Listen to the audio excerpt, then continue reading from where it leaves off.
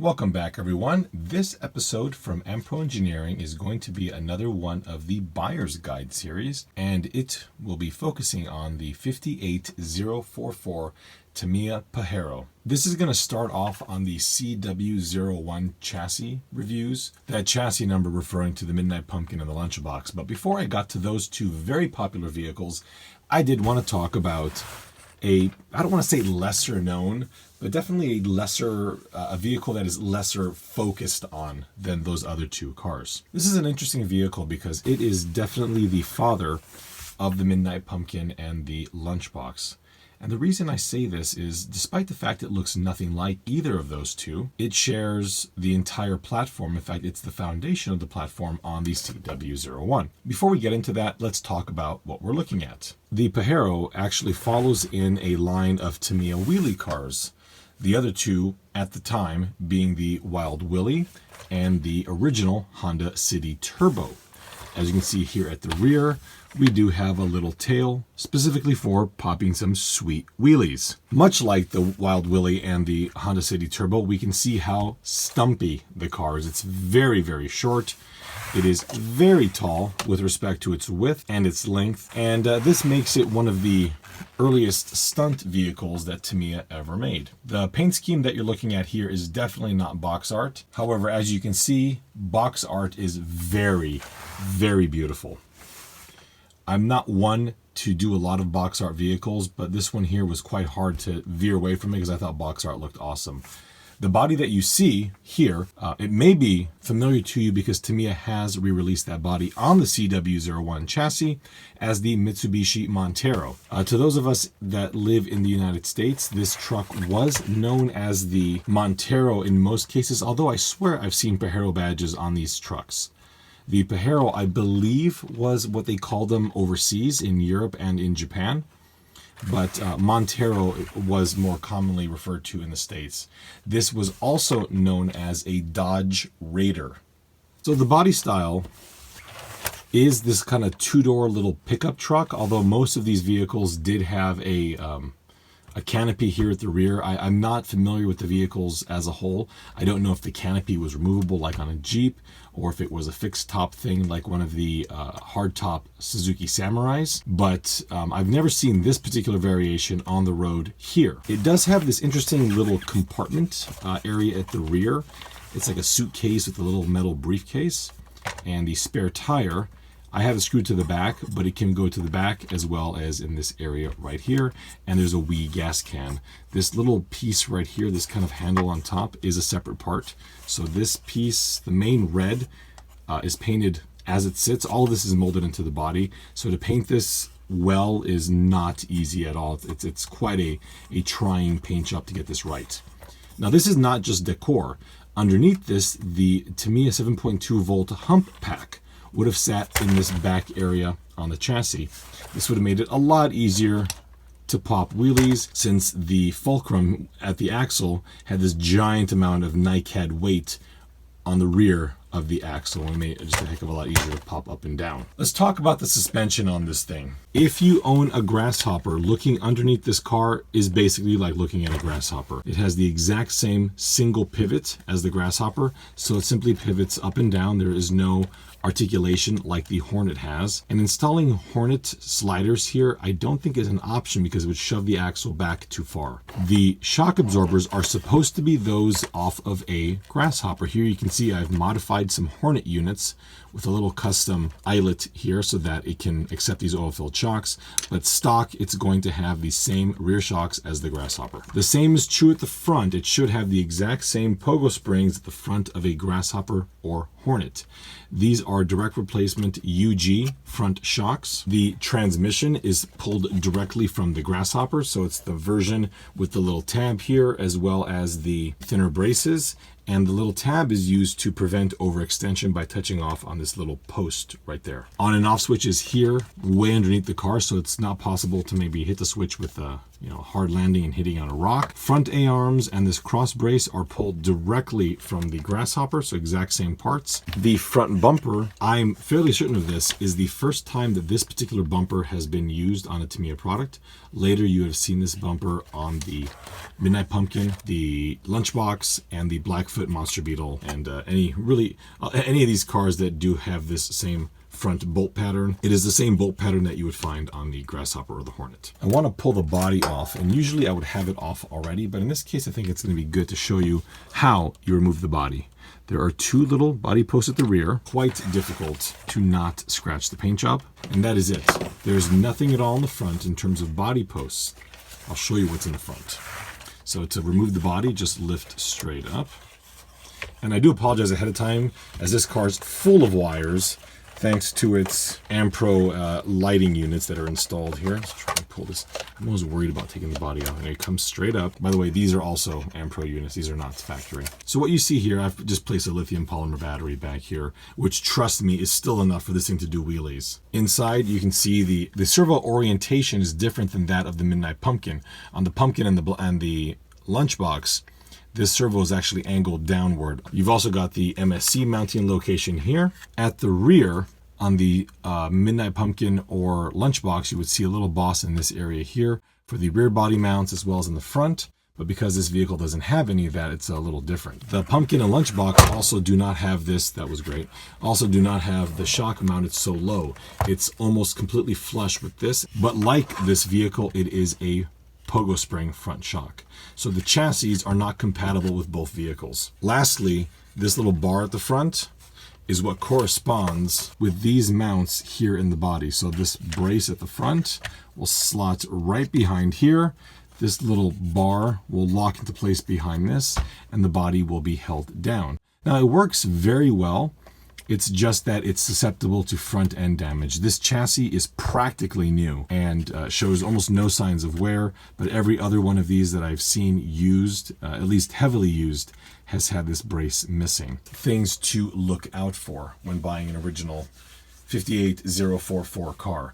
This is not a re-release, nor is it, at least as of the making of this video, not available for re-release. The good news is, if you do have one of these that needs a restoration, the body is readily available in the new CW01 Montero kit. You are going to have the holes up here, and in fact, the two little clips underneath this that hold the front bumper down are pulled directly from one of those modern kits. It's just, again, one of those pieces that's left over from the old days. These always had very, as you can kind of see in that picture right there, these always had very dark tinted windows, so that's, again, a nice, easy part to get. Wheels and tires are pulled directly from the Brat, so just like the Brat, and it's re-released. These wheels and tires are extremely easy to get. And really, other than the chassis, everything is available for this car, save for this little wheelie bar. This is not a Midnight Pumpkin wheelie bar. It is unique, as far as I know anyway, to the 58044 Pajero. The car does come with all molded in lights, so unlike a lot of the later cars that had options for illuminated headlights or taillights, this one does not have that. Although it does appear that these light up, on this car they do, and it's because of Ampro side markers that are lit up with fiber optics, as well as updated headlights that are carefully pulled, and taillights and all that stuff. And the detail is brilliant. Again, it's a Tamiya body, therefore it is lacking absolutely nowhere when it comes to the detail. In fact, it's always blown me away that more people don't use these as scalers, although I think I see why this car is kind of top heavy. The last thing that you should be looking for on these, if you are looking for an original body, is even with the bumper, the front end is susceptible to damage. Any hit in the front will most likely crack the bumper on one of these two sides, and it's a very, very rigid ABS body. They're not very strong in these areas here at all. Suspension upgrades are always nice to do on these trucks, but it's so hard to do that with modern components that you're probably going to be stuck with all the stock pogo springs. And I must say that this is a terrible handling truck with the upgraded suspension, so you can imagine how it is originally. In fact, maybe you shouldn't imagine. Let's actually see how this truck runs.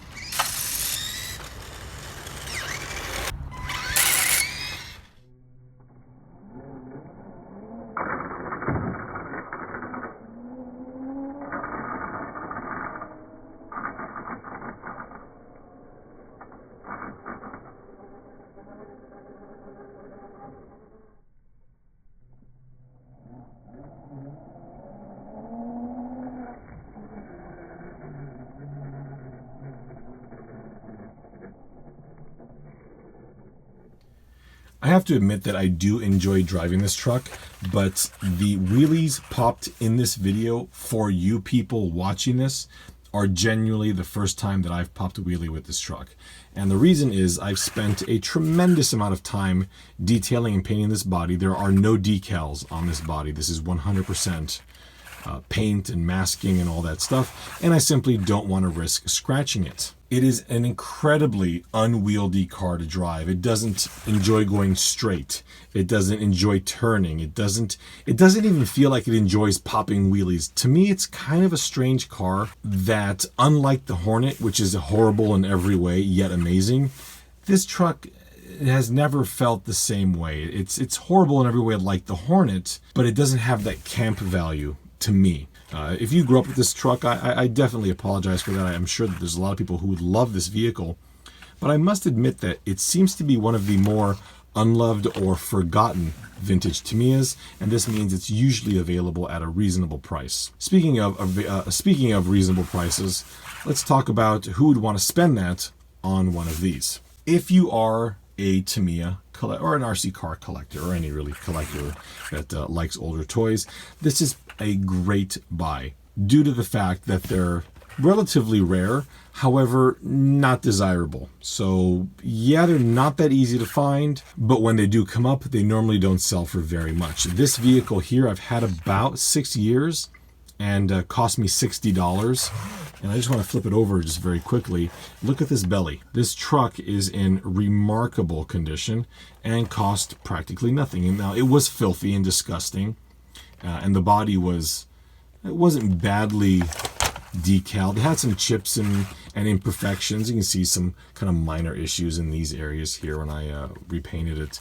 But it wasn't in bad shape and still didn't fetch very much money.